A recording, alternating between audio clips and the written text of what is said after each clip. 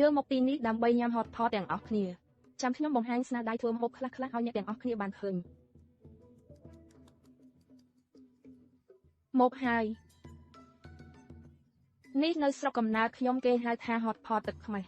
នេះជាទឹកស៊ុបដែលគ្រួសារខ្ញុំធ្វើដោយសម្ងាត់ធ្វើដោយដៃផ្ទាល់ទើបវាឆ្ងាញ់ណាស់ទុកឲ្យវាពុះសិនកញ្ញាលីនេះជាអ្វីដែរនេះពិតជាអ្នកមែនទេអ្នកចង់និយាយអ្វីទៀតវាជាអ្វី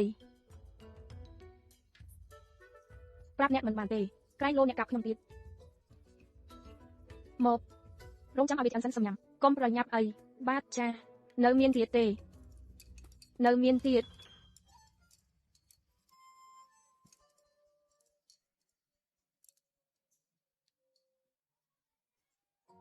មិនគ្រប់គ្រាន់ទេខ្ញុំនឹងជូនកាដូអ្នកមួយទៀតចាំបន្តិចមិនបាច់អរគុណទេមិនអាចមកវះកាត់ឲ្យខ្ញុំបានទេនេះជារបស់ដែលម៉ាក់ខ្ញុំមិនសល់ទុកឲ្យខ្ញុំបានទុករបស់របរដែលអ្នកស្រឡាញ់ទាំងអស់ឲ្យអ្នកយ៉ាងណាក៏ដោយនោះជារបស់ដែលគ្រួសារអ្នកមិនសល់ទុកឲ្យ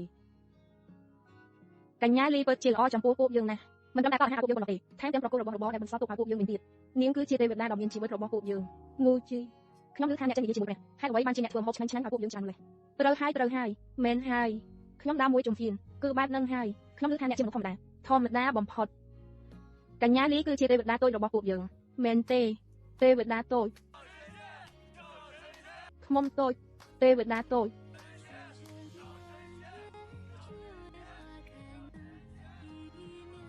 ទោះបីជាទៅមុខមកនឹងខកខានទេវតាតូចខ្ញុំមិនមែនជានរណាទេតាមយកទេវតាទៅមកសង្គ្រោះខ្ញុំទេចាប់ចោល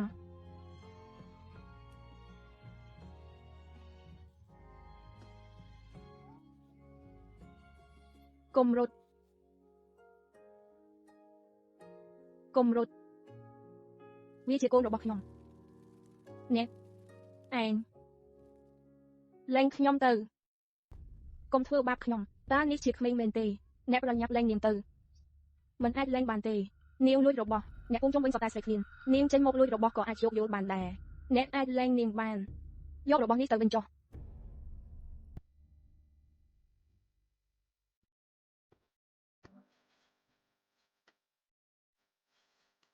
ចែកឲ្យគ្រួសារអ្នកញ៉ាំទៅអរគុណបងប្រុសបងស្រីមើលមកខ្ញុំ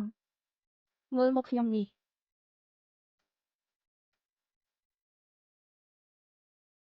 មិនគួរណាខ្ញុំបានផ្ញើស្បៀងអាហារឲ្យគាត់ច្រើនណាស់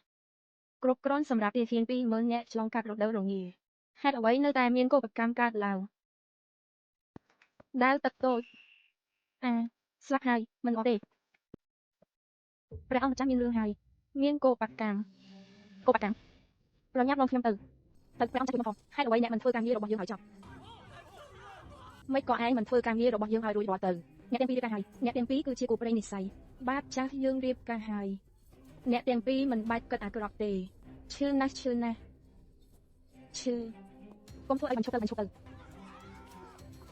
កុំឈឺលោកគ្រូ